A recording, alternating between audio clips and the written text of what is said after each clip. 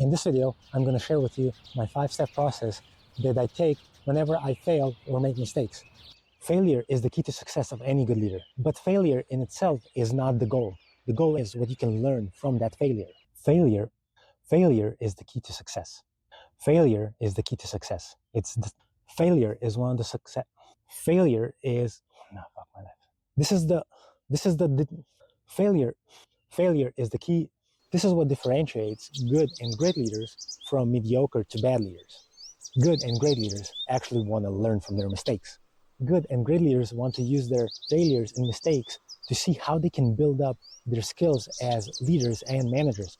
Whereas mediocre and bad leaders always have an excuse why the mistake and failure they made was not because of them, but because of everybody else around them, because of some situation that they couldn't predict, or because of some environmental thing. The good and great leaders want to set out the foundation of their failure so that they can build up and be successful. Whereas the mediocre and bad leaders just want to plow through the whole field and just make the mistake disappear like it never happened. All good and great leaders understand this. At first, they're going to suck, and then they're going to succeed. Now, let's get on. Step 1 is that I own the failure. This step is usually the hardest for most people since we don't want to acknowledge that we failed, that we're not perfect. The reason why most people don't want to acknowledge failure is mostly due to our subconscious mind.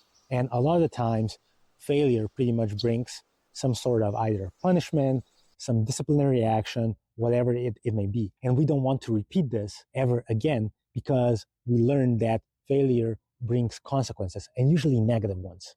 And because this has happened over and over and over again, our subconscious mind actually correlates failure with punishment. This is the reason why a lot of people just don't want to acknowledge failure, because their subconscious mind is always reminding them, if you fail and if you acknowledge this failure, there's going to be some negative consequences. Even if that person knows that logically there's not going to be any punishment, his subconscious mind is still going to be forcing him to do that, because our subconscious mind is so much more powerful than our conscious mind, our logical mind. So this is why it takes time and effort to actually acknowledge this.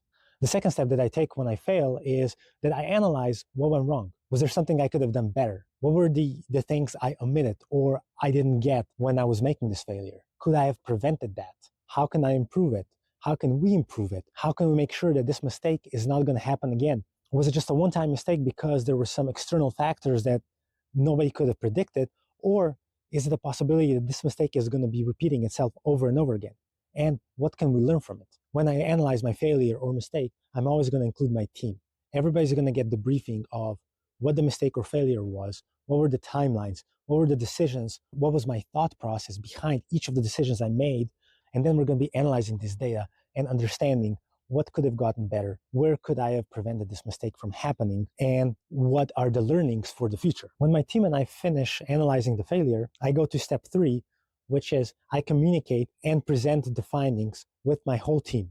In this step, I also include what processes will we need to change, what type of communication do we need to change in order for this failure to not happen again, or if this failure does happen again, to make sure it's not as prevalent as it once was. And then we'd have to repeat the same iteration over and over again until this failure doesn't happen again at all.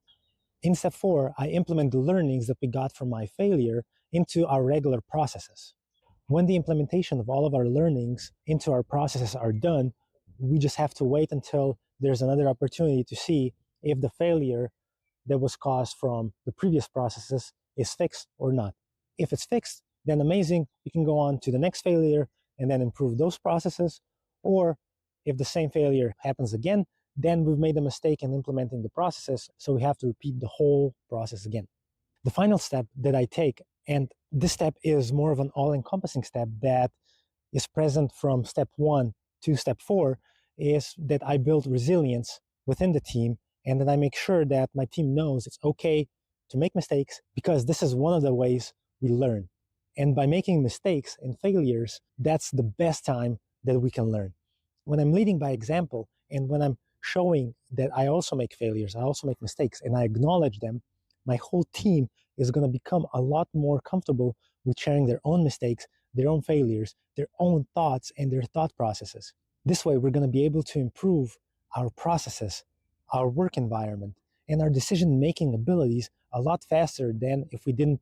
And the last thing that's really crucially important in this step is that by opening myself to the team, by confirming and by acknowledging my mistakes and failures, I also build trust within the team. I'm opening myself to critique, to failure, to feedback, to making mistakes, so that my team can also see that it's okay to do these things. They don't need to be scared if they made a mistake. If they're trying really hard and they make a mistake, that's completely fine. Learn from every single mistake that you make, because this is one of the key aspects of your growth, personal and professional. And this is how a person is going to develop themselves to their maximum capabilities and their maximum potential. And I always champion that.